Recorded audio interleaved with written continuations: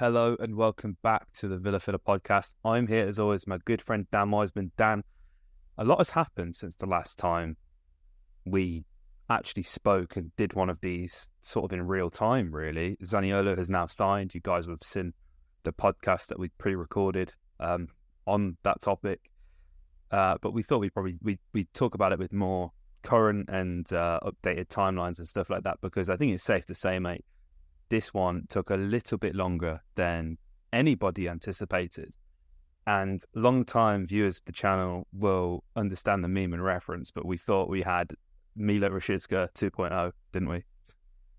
Yeah, we were sort of joking earlier that there's an archive. I'm going to say not too many. I'm going to say about 4 or 5 transfers that Dan and I have recorded announcement videos for that never ended up seeing the light of day. I mean, yeah, it's obviously we record these usually a day or two in advance to make sure that when the transfer is live and you guys all scramble to your socials to get some Zaniolo content, there's an episode of the Villa ready and waiting for you. But yes, obviously sometimes we do get caught out, and it's been a bit of a nerve-wracker because we had to record Pau Torres twice, if I'm not mistaken. Yeah, we did, because there was a little delay in that one. There was a little wait in this one.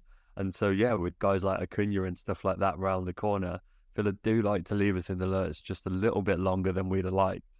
But the main thing is that he's here. Obviously, yeah, if you want to hear a little bit more about that deal, that's the place to go and check it out. The one thing that I think the question we all have is whether he can play on Sunday. How serious is this injury? Can we get him over the line to get him out? Maybe a little substitute cameo in the second half would be nice, but remains to be seen. it does, mate. It does. There is this groin issue that seems to have been a niggling factor when it came to just maybe getting this one done.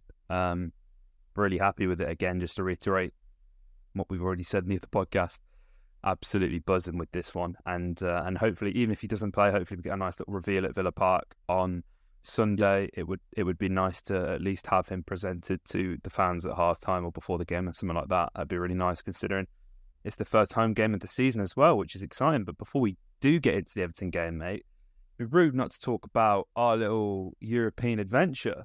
I can't lie, mate, it's got me really stressed out at the moment with the whole ticketing allocation and all that kind of thing. Obviously, we've got a really small allocation. Hibs managed to get through. There's about 100 tickets left currently, and they go on sale to my criteria tomorrow at 10 a.m.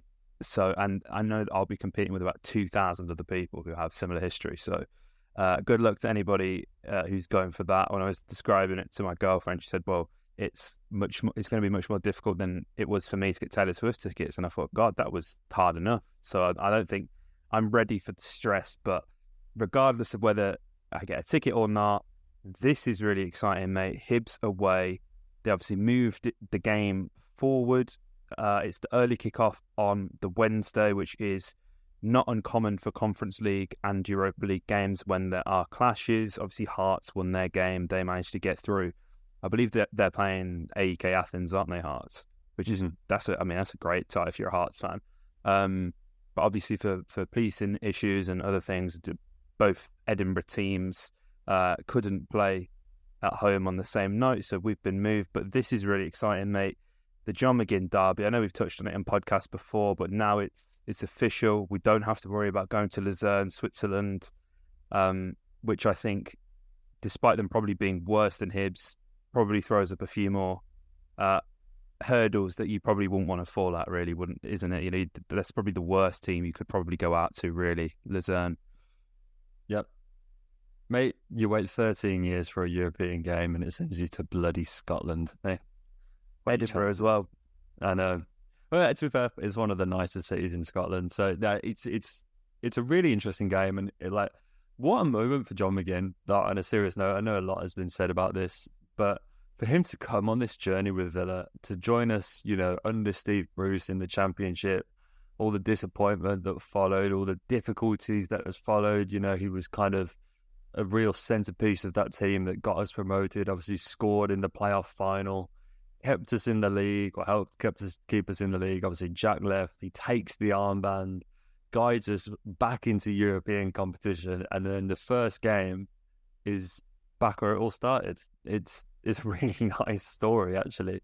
So for that reason and that reason alone, I am here for this fixture. I'm also glad, that Hibs have got through, because I'm not even sure their fan base thought that they'd get this far. I think that there's half of their fan base that are happy to have this tie, because it'll be a really nice homecoming form again. Half of them are, I imagine, a little bit disappointed that,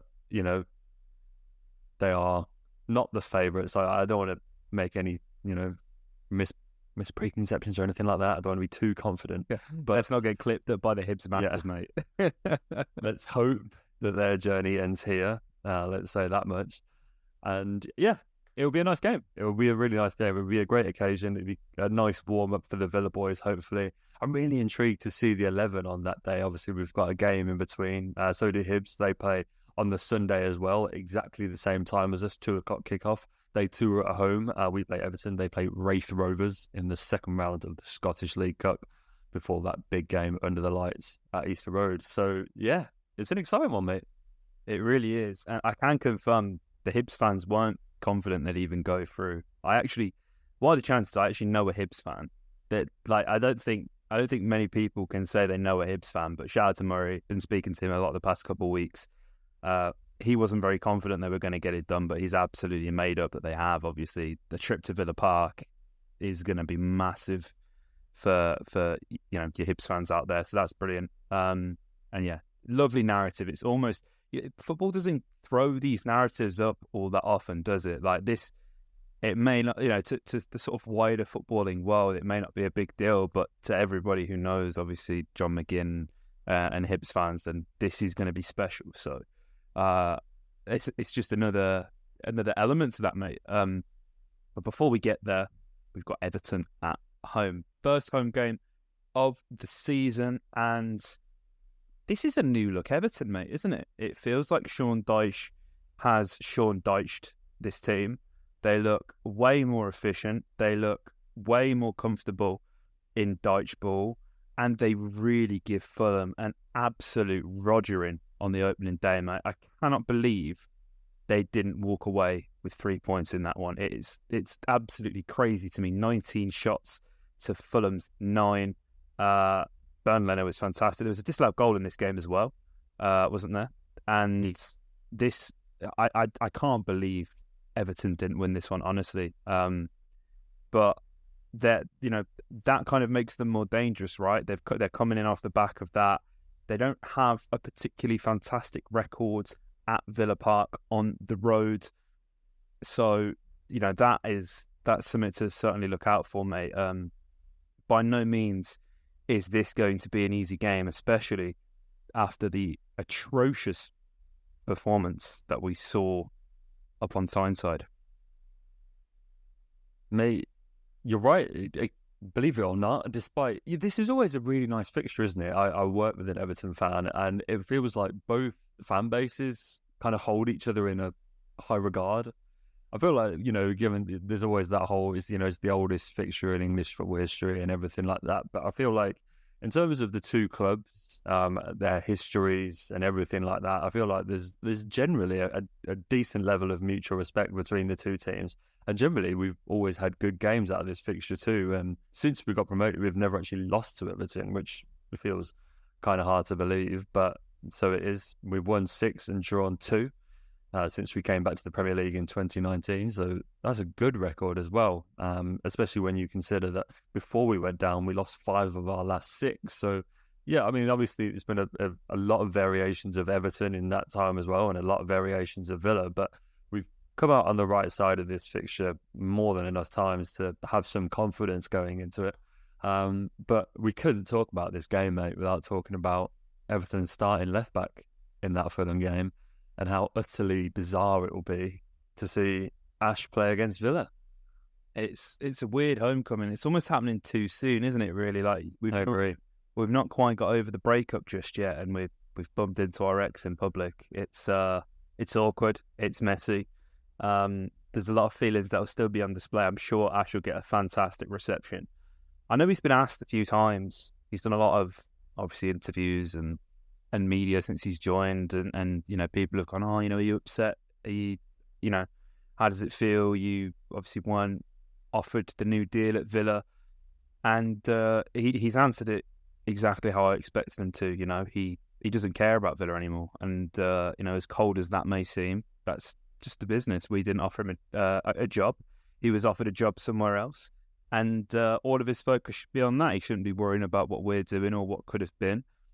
He's obviously, I think, it's a really shrewd signing, because I think you look at that Everton. I've got the squad pulled up here, mate.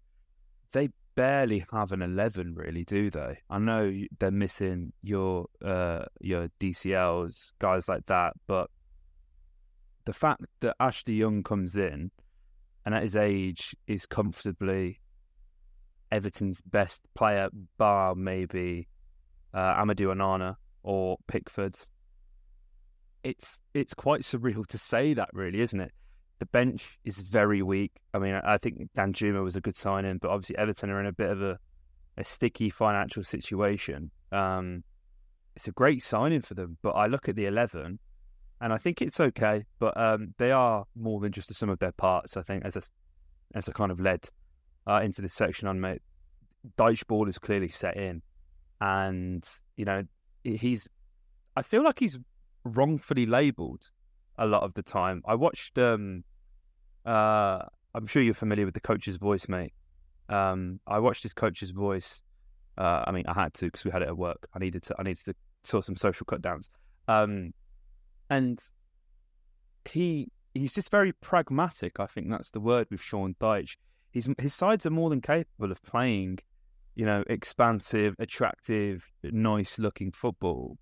But, I feel like he's not necessarily been dealt the best of cards. And again, even with Everton, I don't think there's too many technically excellent players. I think there's a lot of very honest players, which, stereotypically Sean Dyche does quite well with. Obviously, you've got Idrissa Gueye, know very well. Onana had a really good season last season, his first season in the Prem.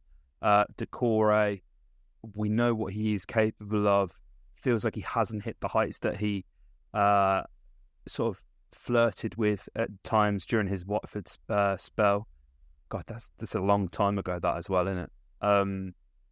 But that's what makes them dangerous. I think the more pragmatic the side is, the more difficult it is to break down, right? And we know he likes his 2 banks of 4, and we know he likes his 10 supporting his 9 on the counter attack. And I guess the added element of Ash sort of knowing and understanding how we play, or how we will ideally want to play, is a bit of a kryptonite there for us, mate, isn't there? This is going to be a really difficult game. Mate, it certainly will be. I don't suppose, we're going to go into this game and walk Everton over. I think the lack of goals is the glaring issue here for the Sevens. Obviously, we Che Adams from Southampton, and all rumbling up on this. Honestly, I'll say, as I wasn't seeing bombs go, this was a pretty timid one, to be fair, about, Wilfried Nunso refusing to play and wanting to start and that kind of thing. But doesn't look like that's going to be done in time for Sunday, so it's not Villa's problem. I don't want to talk about this too much, because we know that Neil Maupay has had his fair share of escapades against the Villa, shall we say, so I don't want to jinx anything here on the Villa for the podcast. But yeah, I think that's going to be the biggest issue with Everton this season. Sean Dyche is a really interesting one, because you kind of speak to Everton fans and it kind of feels a little bit like it's an unusual period, I think, when you take a manager like that, because you're kind of aware that it's not necessarily what you want as a long-term solution. I think if you sort of spoke to most Everton fans and said, okay, 4 or 5 years' time, Sean Dyche is still at the helm, how do you feel about that? I think they'd probably kind of be a bit disappointed. I think, you'd like to see him go in and steady the ship, and then kind of pave the way for a more expansive manager that's going to play the kind of football that we've seen at Goodison in the past. But you kind of think back, and the good teams that Everton have had in the past, particularly David Moyes' sides and stuff like that, there's probably a lot of similarities, to be honest with you, to the kind of approaches that those two managers will take. And you kind of look at the players that I've prefaced there that might be coming in, and they kind of fit with that mould. And although their team doesn't look the strongest on paper, I kind of feel that that's where Sean Dyche is the most comfortable. That's how all of his Burnley teams felt. there was never really any star-studded names in there. It was always players that would come in and commit to the cause and give everything and leave it all out there for him. And that's kind of what he likes. I think he kind of likes to be the underdog. I think it suits his style of football. I think once you pass a certain threshold, it's very difficult to get players to come in and commit and want to play that way. And so, yeah, I kind of think that although it doesn't look the best, that probably is within Dyche's remit. And though, yeah, I don't think too many teams are going to come in and walk over Everton, to be honest with you, this season. I think given Villa's situation, we'd probably just be glad of a win, to be honest with you. And I think we will get that. And I think we will go some way to putting right what happened last weekend. But I don't think it will be easy, no, mate. No, it won't. But I guess some positive news from a Villa perspective. Obviously, we had Unai's presser this morning, spoke on some injury status, give us some updates. Bertrand Traore returned to training. He obviously missed pre-season, so he won't be anywhere near where he would hope, we would hope. But good to have him back with the group. Same with John Duran, also joined training this week. So I think that depth on the bench is something that, in a couple of weeks, especially with the European games and the potential group stages, if we make it, we're going to need these guys back. Moreno as well is close to joining the group. He's still nursing that ankle. Is it an ankle injury? I think it was. At Liverpool away, the back end of the season, obviously. JJ still not available, and Emmy and Ty won't be for the foreseeable. I guess that we should segue into how we potentially line up here, mate, because it's been as we sort of spoke about on the Acuna transfer rumour post that we did, that podcast. There's this talk of Luca Dean going to Saudi. The land seems to have changed somewhat there as well, and it now looks like it could be Nice or Fulham. As per reports, somebody saw him at Heathrow Airport on a flight to what I believe was Nice, and took a selfie with him, and I think that's probably where that's come from, but I do believe he's from Nice, and that's just the sort of main airport of the south of France. In any case, we know the players had a few days off. I shared a tweet with you on WhatsApp, didn't I, mate? Leon Bailey getting in trouble with the police in Marbella or somewhere like that with a jet ski issue. It's not what you want to see, but hopefully he's come back and he's rested and he's not been arrested. God, Leon, I think what's frustrating, there were some comments about Leon, not about Leon, but about us and Leon on the other podcast when we were sort of talking about Diaby, and we literally acknowledged that Diaby is obviously better than Leon. We still like Leon, and there's still parts of us that hope he'll come good, but we're not disillusioned from the fact that he's been nothing but underwhelming since he's joined, guys. And that comment must have been from somebody who clearly isn't a regular watcher or listener, because I feel like our stance on Leon is so well documented to this point, mate. But back to how Villa should line up here. I think a lot of the sort of Torres chat, it's funny how that changed so quickly, mate, isn't it? We sign him, it's like we've got one of Europe's best defenders, and then after Newcastle, it's like, oh my God, what are we doing? He's not ready, it's this, it's that, why did we sign him? If we wouldn't I don't think, obviously if Powell didn't play, and that was, let's say Callum Chambers or whatever, who put in that same performance. Not that I thought Powell was just that bad when he came on anyway. But if that was Callum Chambers that put in that performance for us, Villa fans on Twitter would be going, sign Powell. We haven't signed him quick enough, and it's this and it's that. And it's players are going to have bad games. You can't help that. And if anything, I think the baptism, you guys know we're forever optimistic here on the Villa for the podcast. That kind of baptism of fire is only going to be helpful for your Powells, for your Diegos, who are obviously coming back from a long-term injury, and and barely played more than 3 games in England in any case. Now the dust has settled, and I think we can look at it with even more clarity. There's a difference between starting a game and coming on as a sub, mate, isn't there? It's so different, isn't it?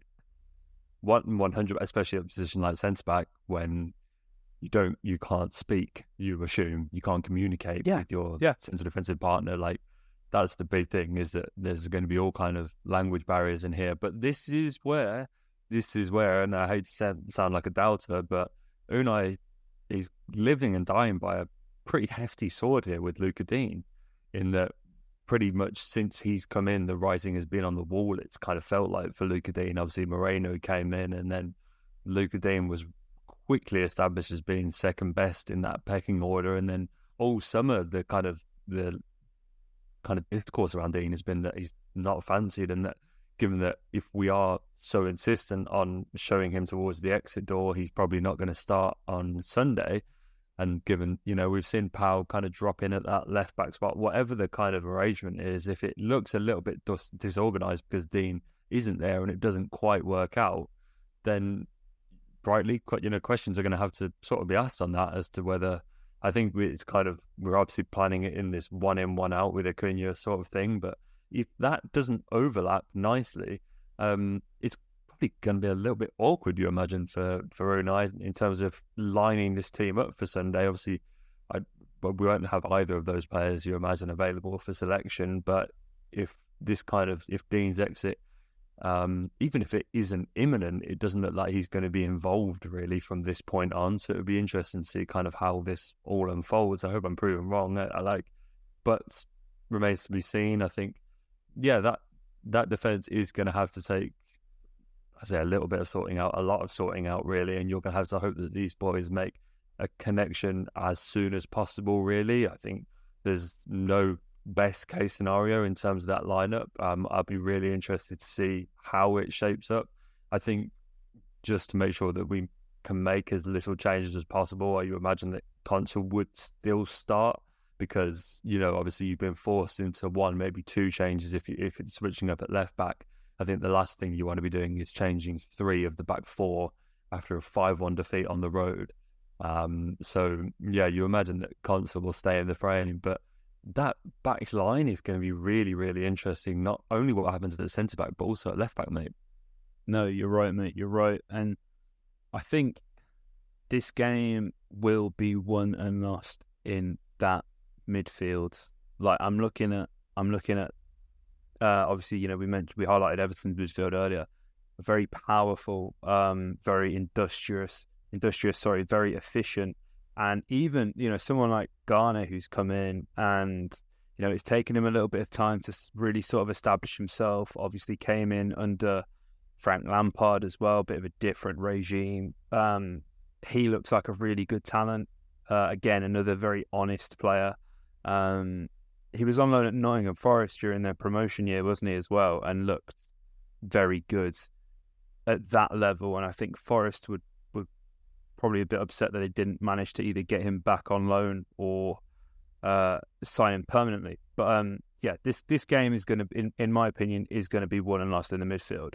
Boubacar Kamara did not have his best game in an Aston Villa shirt.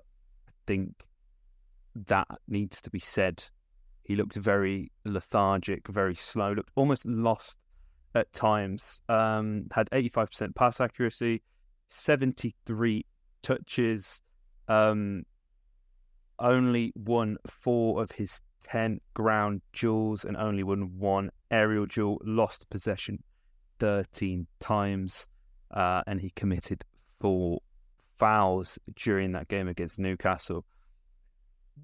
Doesn't make for good reading, does it? And it didn't make for great viewing either. It was frankly quite difficult to watch. So hopefully that was just a one-off.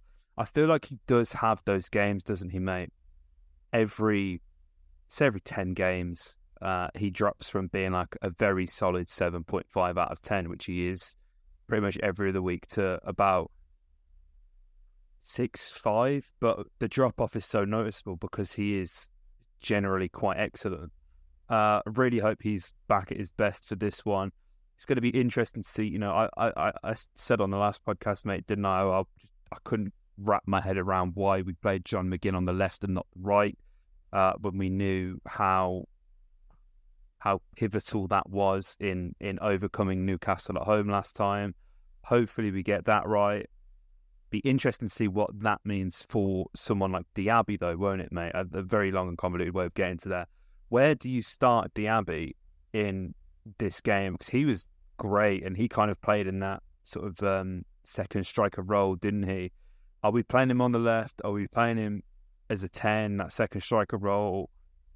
Where do you think he's going to get the most amount of joy here, mate? Because my head is telling me that with Everton's low block, we may actually need him maybe out wide, just to really try and pull the full-backs and the centre-half out of position and create space that way. I think they're going to be very compact.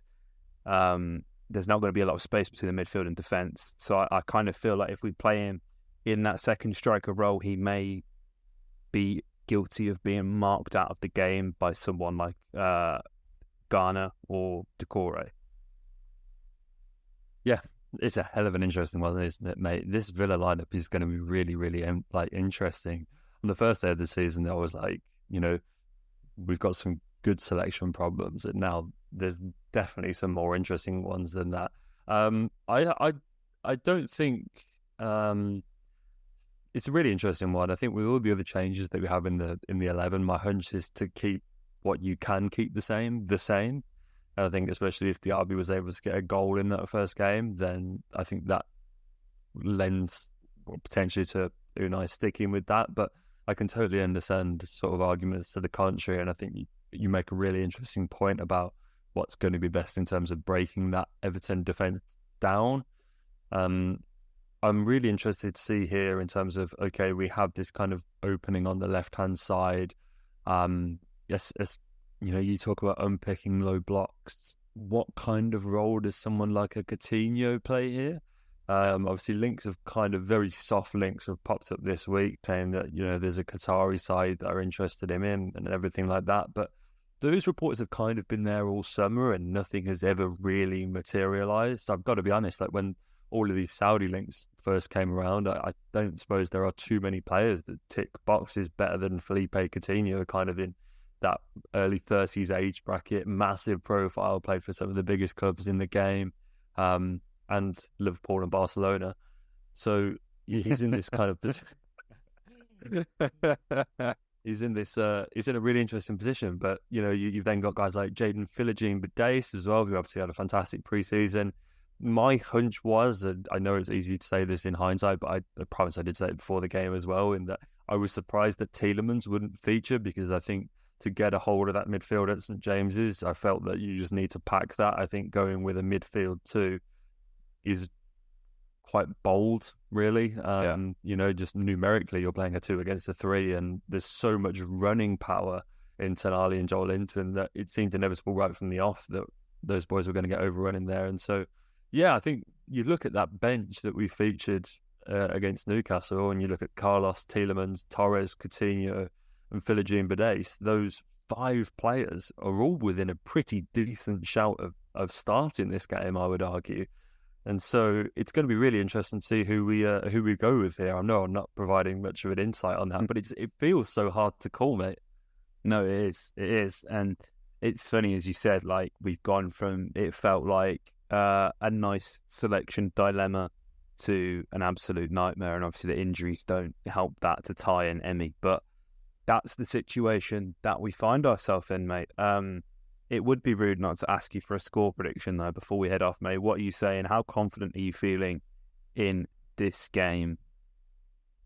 I will have to go with what's in my Super 6, and no, that's not a plug, but they're more than welcome to get involved. Yeah, come and sponsor us, guys. I've locked in a 2-0. 2-0? To the Villa. I should preface. I'd be happy with 2-0 that. to the Villa. Get Ollie. I think the most important thing is get Ollie off the mark. That's what I want to see from Sunday. That's like an important thing for me. Get an early goal, and hopefully he can pick up that form from last season. Absolutely. I'm going to go 1-0. And yeah, I'm going to go with the Watkins goal as well, mate. I hope that happens. mainly for, I mean, I think, as you say, get him off the mark. He absolutely needs that. I think he really struggled. I think he was sort of marked out of the game really well against Newcastle. So he'll be, I mean, he got his assist, but he'll be looking to add to that himself. And as well, it would be nice to get the fantasy points. Be really nice to talk about the FPL. Guys, you guys know we run a Villa League every year. The link will be in a link tree in a link in the description down below. Winner will get a shirt, as we do every year. And I think what we'll do, we're gonna shout out whoever is on top each week. So let me just pull the league up right now. Nottingham Forest drawing Sheffield United. Well, there goes my clean sheets that I hope for. Let me pull up the Villa League. I'm currently saying 15th. Joe Magori, Uno's Euro Villains, is currently top of the league on 88 points. What, 70 people? What a lot of fun that is! Like, yeah, involved. Like, that's a great turnout. So shout out to everybody that's getting involved. I had last season, I've got a feeling it was about 50.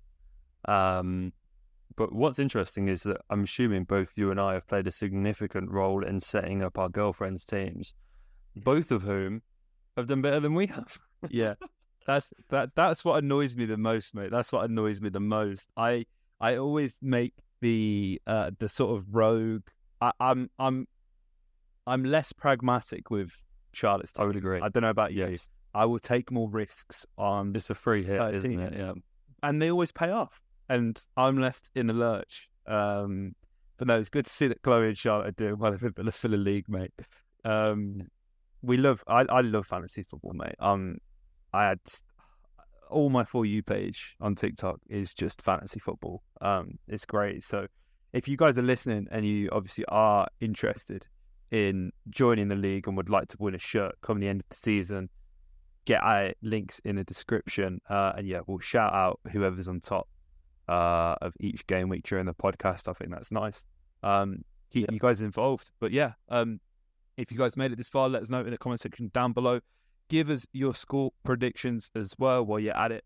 If you haven't already and you're not subscribed, what are you doing? Especially if you're this far into the video, subscribe, hit a like. If you're on Spotify, Apple, follow, like, do whatever it is on there. And that way you'll never miss a podcast from Dan and I here on the Heart of the Holte YouTube channel. So yeah, like, comment, subscribe, and up the butter.